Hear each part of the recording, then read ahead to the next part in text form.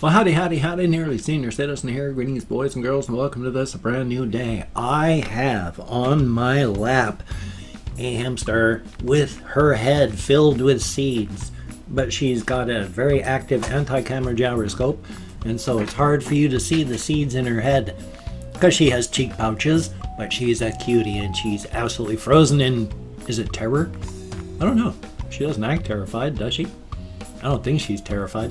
But she is a cutie, so I'm going to take her and I'm going to put her back in her cage so that she can do what she wants to do without having to worry about whether or not she's going to be eaten or just somebody's going to tug on her tail. Oh, she snorted. Here we go, little one. She's a cutie and I love her very much. I love all my rodents. My housemates had 2 dwarf hamsters, and then one of them died, and then so they just had 1 dwarf hamster, and then they got another dwarf hamster when that one that they of the original 2 finally perished, and then it suddenly died after like 2-3 months. And so they used to have, they rescued 4 guinea pigs. Well, they had rescued 2 at first and then got 2 more. But of the 2 they had originally rescued, within hours of being rescued, one of them had a heart attack and died. They were fed very, very bad food. And then they picked up 2 more. And then just semi-recently, one of those died. And they just can't do tiny rodents anymore. Even guinea pigs, even though they last like 7 years, it hurts when they die. And I understand. I understand entirely why they just can't do it anymore. It hurts. You give a piece of your heart to each and every one of your pets, even when they're just a tiny little ball of fuzz that doesn't even recognize you as a living being. You still give a little piece of your heart, and when they die, they take that piece with them, and so you've got a little hole in your heart, and it never really heals. It just hurts less after time. And so they can't take the pain of those little pieces of their heart going when the little critters die. And like I say, I don't blame them. I am devastated when one of my little Syrian hamsters dies. And they only last my hamsters generally, if they hit the 2-year mark, they're doing good. And I've had some that have, very few, that have lasted 3 years or so. There was one, Mama Squeak. She lived forever before finally succumbing. And it hurts. They're little tiny little balls of fuzz, and when Gojira here finally perishes, it's going to be just terrible. Just in the time I've lived here, I've had some hamsters die in very painful ways. One of my gentle giants, and he was a gentle giant. He was a very long hamster, very big. He was a gentle giant. But he had a massive stroke, and he only lived for a week after that. So, thumbs up. And then, of course, I talked before about how I don't like to bend my limbs any more than not even a 45-degree angle, because I've mentioned before, because I've worked in healthcare. Just take every opinion of mine other than healthcare, just treat it as, it's worth nothing more than anybody else's opinion. There is no more weight behind 98% of any of my opinions than under anybody else's, and there is no reason under 98% of anything that you should take my opinions as worth anything more than anybody else's. But for that 2%, I worked in healthcare for 15 years. So when I give you healthcare information, that's not opinion. That's not just stuff I pulled out of the air. This is real stuff that I remember from having worked in healthcare for 15 years. And I watch channels like Chubby Emu, where I watched a thing where I mentioned before turbulence in your veins or arteries. Anytime you have any form of constriction like this, you have turbulence in your veins and arteries because there's constriction. It bends tight. turbulence is one of the things that causes blood clots. And blood clots are deadly. Oh my God. Now, even though this made me very, very paranoid, and I'm still dealing with the issues now because I sit a lot, we got to remember our bodies are designed through natural selection, evolution, and survival of the fittest. And remember, fittest doesn't mean healthy and strong. Fittest just means you fit into the environment. If you adapt to the environment and survive and have more children than anybody else, and your children survive, you are the fittest. That is all it measures, how well you fit into the environment. If you are a person who would sit and it would cause health issues, you're not going to have as many children as somebody else who, when sitting, thrives. They're going to have a lot of children. Your children are going to have your issues, health issues. They aren't going to have as many kids either. Your health issues from sitting are going to be bred out through evolution, whereas the person who can sit and thrives, they're going to have a lot of children that survive and thrive. And they're going to have more children that survive and thrive. It's just fitting into an environment. So, we are the end product of a very long line of people who, hundreds of thousands of years ago, decided that sitting on their asses would be a really good thing to do.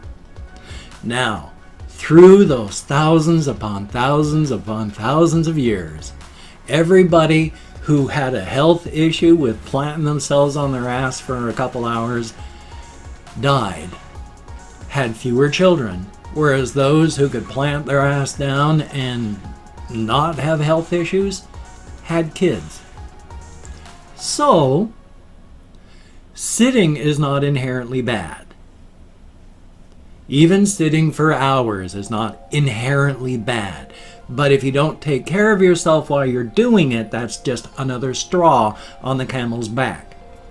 Sitting for a few hours may not kill you, but it'll put stressors on your system. Now, the Chubby Emu video I watched, yeah, this one guy, now he had mental health issues. He ended up going to an internet cafe and playing video games for 73 straight hours. Now, he did not sleep. He did not eat. He did not drink.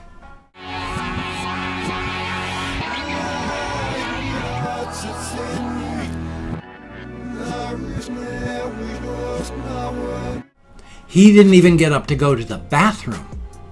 He just sat there for 73 straight hours. And then he stood up, took a couple steps, and collapsed. He was brain dead by the time they were able to revive him. But what happened was, and this is why pulmonary embolism, or blood clot in your lungs, is so deadly. What happened was, when you sit, it compresses the veins in your legs. It happens. That's why you don't want to sit in one spot for more than 2 hours. The pressure makes your skin die because the blood can't get in there. So you've got compression of your veins.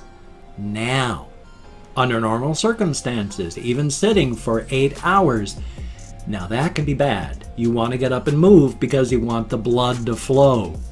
This is why you can get deep vein thrombosis on aircraft, because you can't move and you're sitting for hours. Because when he sat there for 73 hours, the blood that had been pooling in his lower legs, where there had been compression, so the blood had been sitting and not moving, it clotted. And when he stood up and started to walk, well, his veins opened up, and so the blood clot went whee right up his body, into his heart. Now, here's why pulmonary embolism is so fatal, and I had never realized it before. And I'm being really rambly about this, but When you have systems that clog, they back up, whether it's the outside world and plumbing or your plumbing inside of your body. Things back up. That's why if your liver gets fatty, you have all sorts of arteries that start backing up. They fill up with blood. They can't work as well. You have arteries in your throat that may eventually burst and you will bleed to death and suffocate on your own blood because it can't get through your liver fast enough and is backing up all this way. When you have a blood clot like this fellow had that went straight up into his heart, it gets pumped from the left side of your heart, atria, into the right side of your heart, pumped into your lungs. So the blood clot went straight into the right ventricle of his heart and pumped out into his lungs because it was a clot, it stuck. And when it backs up, because your liver is so far out and away from your heart, there's a lot of backup before it gets to your heart. Because this clot was in his lungs, the backup started right in his heart, in the right ventricle. It blew up, just bloated huge because of the backup. And it's not a strong side of your heart. And so he stood up, took a couple steps, and then wham, passed out. Now, I look upon this as a good thing because I've always worried about pain and then feeling, the pain of death and the knowledge of it coming. I've been coming to a greater understanding of this by actually having watched some people die on videos. Especially this one guy who was an actual Nazi. He was like 89 years old. He must have had something exactly like that because he was making a speech and then suddenly took a couple half steps backward, eyes rolled, he collapsed and died. I forget, and I think everybody else out there does too, forget how high maintenance your brain is. Your blood pressure does not have to drop very much for your level of consciousness to just go poof, and you're out. Your pulse just has to drop and you will be like, whoa, really dizzy because you're about to pass out. All it takes is your heart to actually just go, hey, wait a minute. Blood pressure drops and you are thud. You're down. It's not going to hurt to die a whole lot. You may have an ow if it's not going to knock you out instantly. But otherwise it's going to be like, oh, that doesn't feel, oh. And then you're passed out and maybe gone. But that's, he said, spitting and drenched in his own saliva. But that's part and parcel of being an organic, biological animal. We're not special. We're going to die. We have a beginning, a middle, and an end. For some of us, those DNA, genetics, and outside things means, yeah, you're going to plant your ass in a chair in front of a desk and at 20 years old and maybe have a blood clot and die. Because, yeah, that does happen even after all that I just said about how our bodies are designed. Because external influences, your own genetics. Then there are the people that they eat garbage their whole lives and they're just next to athletes. I think I'm just talking about in here about how genetics is fun. Because I was talking with a nurse way back in the 90s about genetics versus not when it comes to things like cholesterol. We're having a greater understanding of cholesterol now because in her family, she had her mother. Her cholesterol was wonderful, ate garbage. Her father took so much care and his cholesterol was sky high. He never ate garbage. And yet. But then we already know that the biggest thing isn't your dietary cholesterol. As long as your saturated fats are low, you're good. You can eat eggs all day. Cholesterol by itself isn't bad. Dietary cholesterol isn't bad. What is bad is saturated and trans fats. Regular fats, not so bad. Even saturated fats in moderation. Everything in moderation. Even moderation. Now that I've rambled on about absolutely nothing at all, I have opened up 24 hours worth of comments in my community tab, and I'm going to go through and thank 20 to 25 people for having left me a comment. Now it's a range because even though I count in American Sign Language with my fibro, depression, brain damage from alcoholism, and more, I'm lucky I can remember that my name is not Reginald P. Farquhar. And of course, if I mispronounce the username, I'm spitting a lot. I am so sorry. If I mispronounce the username, no disrespect. I've forgotten the word. No disrespect is intended. I'm just an American English speaker. We're not good at that. And it's, okay, I've set the range. And I'm not reading the comments right now. I'm going to read them afterward. I'm so sorry. My brain is failing me today. I'm going to read them afterward just for right now. Thank you for having left a comment. Good comment, bad comment, indifferent comment. The fact that you left a comment is awesome. Thank you so much. Oh, I can't find the little thing. Off my Amazon wish list, somebody sent me a thing of cat food, and I got a thing of hamster food. It was Nancy, thank you so much for the cat food. My cat is so appreciative. I am appreciative. Thank you so very, very much. There was no name in the box for the hamster bedding, so I don't know who to thank, but thank you so much. Now, to the thanking people for having left me comments. We have Zachary Hallett, greatly appreciated, and A Lemon Pie 407, Kathy Kitscat, greatly appreciated, John Plant, thumbs up and thank you, Will, thumbs up, and Alfonso Ramirez, greatly appreciated, Nirvana Gaming, thumbs up, Christian Andrews, greatly appreciated, Oso the Beast 50, thumbs up and thank you very much, JQM ALX, greatly appreciated, Snakes Stew, thumbs up and thank you very much, and no problems, we're good, we're all good. Pandora NYC1, thumbs up and thank you. Sebastian Ferris, one day I'm going to get you that picture, I promise you. I will miss you though. Oh, I like that name, that's very cool. And Sphinx, greatly appreciated. Alejandro Solis, thumbs up and thank you. Marilee Kashiro, thumbs up and thank you very much. Then we have Theo B, greatly appreciated. Underscore Cherry, greatly appreciated. No, I already thanked you, but I'll thank you again. Thank you, Marilee Kashiro. And Devin Luto, thank you very, very much. And then we have Non-Conformative Proof. Ooh, I like that name. Adrian Bryant, greatly appreciated. Matthew Bulger, thumbs up and thank you. Confused Owl 29, greatly appreciated. And last but not least, Conspo Lopez. Been a while since I've seen you in the comments. Very good. Thumbs up and thank you so very much. It is a good thing to get out of my head into the world, dealing with real people. Thank you very much. And if you can check out my various links down below, I have Twitter, Facebook, GoFundMe, Patreon.com, NearlySeniorCitizen.com. If you could donate to my GoFundMe campaign or become a Patreon.com patron like one of these beautiful and awesome people, that would be beautiful and awesome. But if you cannot donate, or you simply do not donate, I do take all good wishes and I deposit them in the bank of my heart where I draw interest, so thank you very much. If you could toss me a like, I do appreciate all the positive validation I get from my existence, and of course if you could subscribe to the channel and hit that bell, that would be very cool, greatly appreciated. I would understand if you did not wish to, but if you are down with it, thank you so much. I do appreciate every single bit of, well, everything. Thank you. Now, the reason I've said of late, and it's like, if you watch this far, it's like, I know at the end of the video, it kind of gets the same, where I thank people and do the spiel.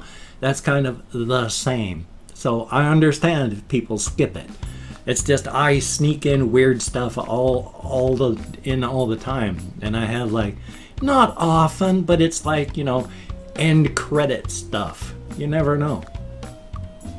But thank you, each and every one of you, for those of you that do watch, especially thank you, each and every one of you that helps take care of my hamsters and my cat. It is so appreciated. I'm trying desperately to do something so that I can not die from lack of cash, and helping me out the way you do is so greatly appreciated. Thank you so very, very much. Oh shucks, the time. I've got this video, in case you didn't notice that you were watching one. I've got another video to Reddit edit and render, another to record, edit and render. I still have walkies stuff I gotta do, so oy vey, plenty of stuff I gotta get done. So you take care. Have a great day today. I will see you on the flip side, my friend, and that is a very good thing.